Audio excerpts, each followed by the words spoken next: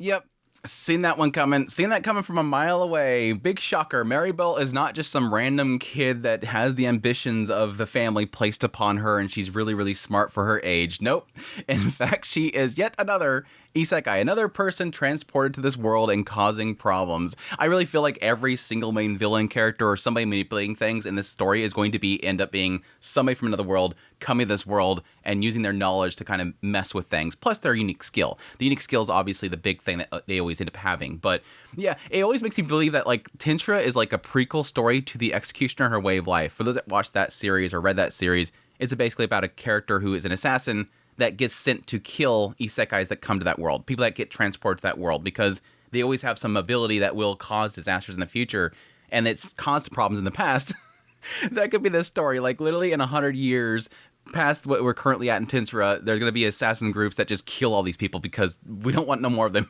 Stay away from our world. You cause problems too much. Your abilities are too OP.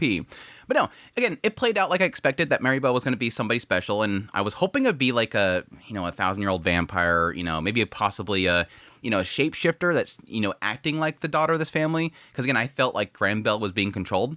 It ends up just being the isekai. The surprising thing is that it implies that Granbell is not under her control, because as we see with the whole backstory at the beginning, Marbel, is transported to this world. She was this person in this previous world, was a daughter of a high noble family, did a lot of work to kind of just control the nation from the background, control through money, even through war and all this kind of stuff, become something great in the previous life. This is somebody that controlled everything from the background, the shadows, and enjoyed her life.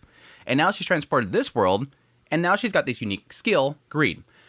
I'm sorry, I mean, it kind of implies that a lot of these individuals get some sort of unique skill that sort of applies to their life. And for her, it's greed. So, of course, in this new life, her ability is to control greed.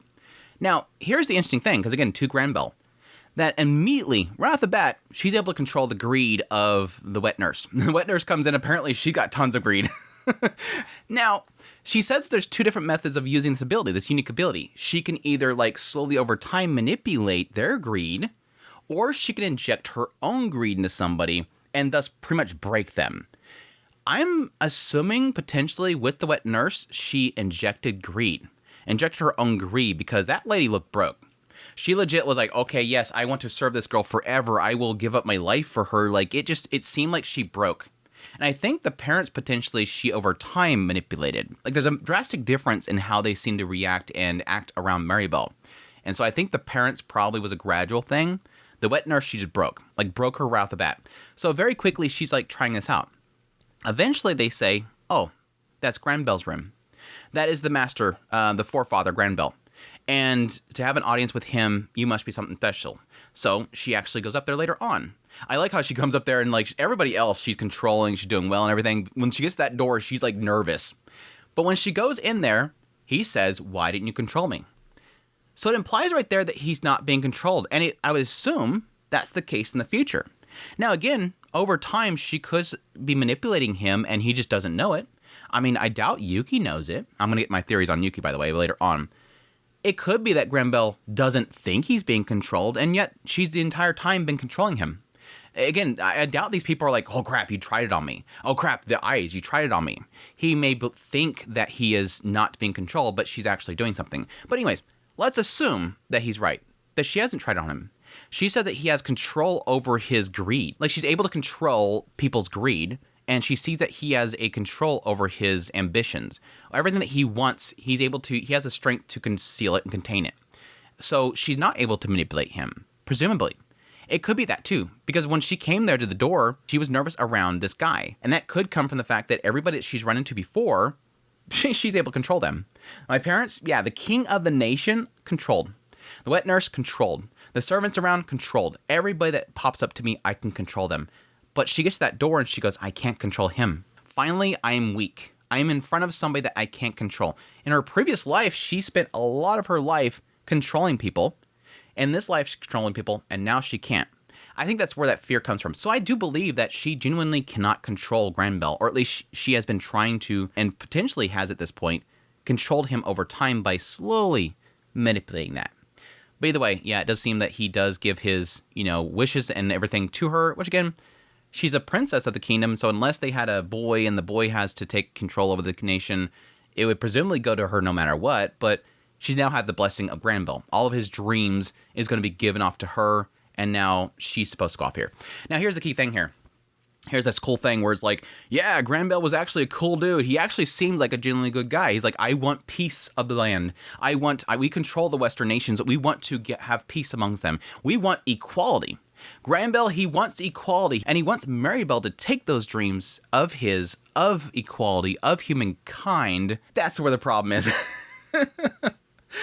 He's a cool dude. He's a nice grandpa and everything, but he's kind of racist. Despite everything, it's not going to work out because he doesn't like the monsters. Now, here's the thing here, because I don't know that Marbel really cares. I'm kind of curious about that in the end. Will she really be somebody that really gives a squat about, you know, making equality for, you know, the beast folks and the humans together? Does she care about making everything about the humans? Is there really anything here that makes her want to follow in Granbell's shoes and deny the monsters? Or in the end, does she just go, you know what? As long as they'll worship me, as long as I can control them, I don't really care. The humans and the slimes and the goblins, they all can all live together as long as they're under my foot. I think that would be more Marbel. Unless there's something in her story, in her time with Granbell, that she eventually agreed with his mindset that humans must control the world, and that she doesn't want monsters to control the world. I think she just cares about power. That's all she really cares about in the end. And again, it does show in the end when she is talking about, you know, meeting with Rimuru. She's like, yeah, I'm going to take his desire to live alongside humans and control that. Oh, he has this strong greed and desire for us to live side by side. I can use that. That's the thing that Yuki is saying that he wants so much. Let's use that. I can use that to control him. Interesting start for Marbel. And again, I was kind of curious to see more about her and see what her little driving force is. Again, to be honest, a little bit disappointed that it's just another isekai that wants power. I was hoping a little bit more to it than just that. But we'll see if it kind of develops into something more interesting going forward. This is only the setup. This is only the introduction of her. It can technically do a lot more from this point on. The more interesting part of this episode about Marbel, though, is, of course, around Yuki. That we do get to see a little scene with Yuki, and he's talking about his situation with Rimuru. Somebody's asking him, hey, can you take out Rimuru? Like, hey, you seem pretty powerful yourself. Can you take this dude out? And eventually, Marbel walks in the door and says, be very clear. Can you do it? Can you really take him out? Yuki's like, yeah, I could probably do it, depending on the situation. Like, depending on what is set up, it looks like, yeah, Hinata had problems. She wasn't able to pull it off. I may be able to pull it off, but I need something set up. I need the situation to kind of benefit me in some way. And again, it does seem like Marbel takes that as, okay, I need to meet with this guy, see if I can control him somehow, put him at a disadvantage, and then we can take him down, something like that. But yes, at some point, Marbel mentioning that everybody that's controlled by her are living happy lives. And that's because all the weight of their ambitions and everything is weighing down upon them, and I'm able to relieve that. Over here, Yuki, he has all these ambitions, and it would crush him normally, but I'm helping him with that. Yes, Yuki is apparently fully under her control, and despite the fact that she's talking about it right in front of him, he doesn't even know it. I don't know. I don't think so. I'm kind of wondering if potentially this isn't going to be the case. I don't think that her powers probably work on him.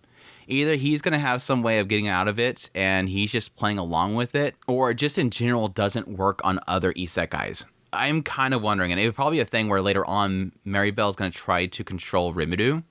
It could potentially run into an idea where she tries to control Rimuru and it's like, oh, he's too pure and thus he has no greed. He has no greed that I can control because everything, he's such a good guy. He's such a good guy, I can't control him. He has no greed, which I think is a lie. I think no matter how you view it, everything can be seen as a greed.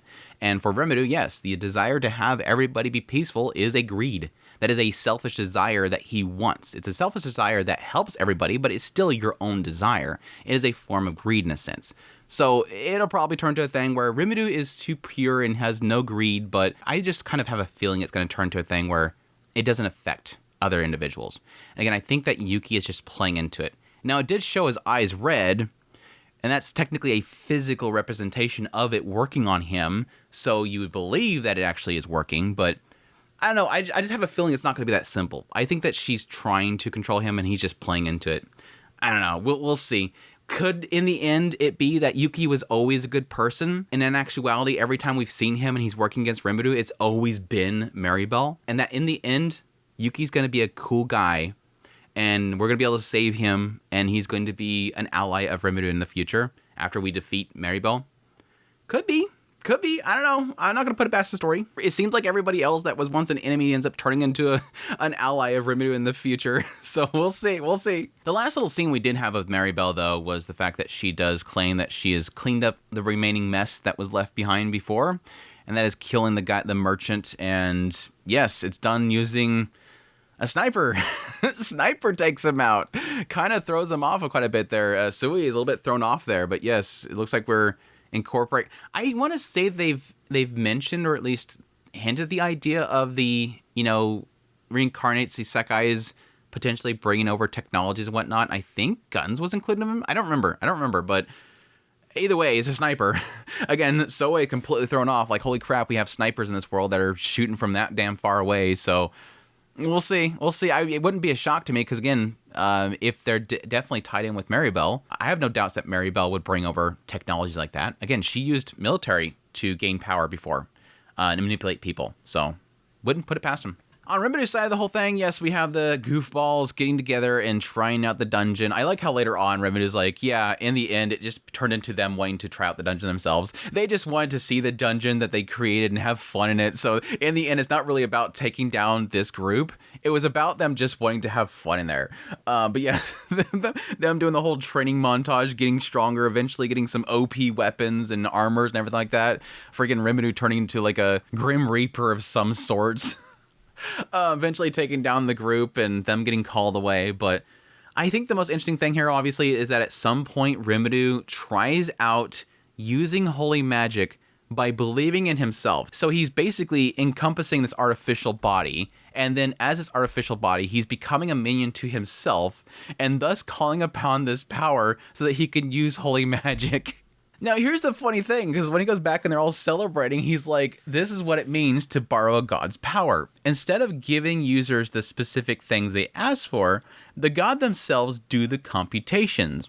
So it's like more implying the idea that rather than like the power being given to them and then they use it to then go through a spell, that the computation is done by the actual gods. Like they're asking them for the finished good, I guess. But he says not only that, but using the brains of all of those holy magic users. It's like a botnet, like a malware bot farm. Like everybody's infected by this malware, and that whenever something's needed, everybody does the computation. Or is it like blockchain? It's got to be blockchain. I bet the author, when they were writing this, they were probably looking into like, Bitcoin and blockchain and stuff like that, because everybody has to do the computations for the transactions for, the Bitcoin and whatnot. So it's literally that blockchain. Holy magic is literally blockchain, and Rimuru is now this blockchain that is doing computations for spells and stuff like that. The moment that discussion came up, like, oh god, we're actually doing that. We're actually doing that. We're getting like an isekai fantasy explanation of blockchain. Okay, sure. Next, we're gonna have like Rimuru's using NFTs against people. Oh my gosh. Either way, it was a funny little segment. I think the thing that I liked the most was that like when they went out to actually get armors and weapons, Milim stayed as the slime. Like everybody else went back to their normal bodies and they went off to go shopping, and Milim's just flying around as a slime. Like she's never gonna leave this body. I just feel like for a few seasons going forward, we're just gonna have Milim just hanging out as a slime. She's like, I got my little body. I get to be a slime. I get to be my beloved. I'm just gonna stay here as a slime all the time. Anyways, that's I think pretty much the entire episode. Again, good little introduction of Marbel. Looking forward to seeing what they take that whole thing there. And again, I'm very curious to see if Yuki ends up being actually controlled. I think that's the most like question mark that I have. Like, has he always been a bad guy, or has he always been controlled? Is he actually a cool dude? Again, it's that whole aspect of like he's always seemed like a good guy. It's just at that certain point you suddenly see he's got the grin, and it's like, oh, has he always been a bad guy and he's always been manipulating, or has he just always been controlled and he's actually a cool dude? We'll see. Anyways, that's my thoughts on the episode. Hope you guys enjoyed this video. As always, if you did, hit the like button down below. Until next time, you'll take care.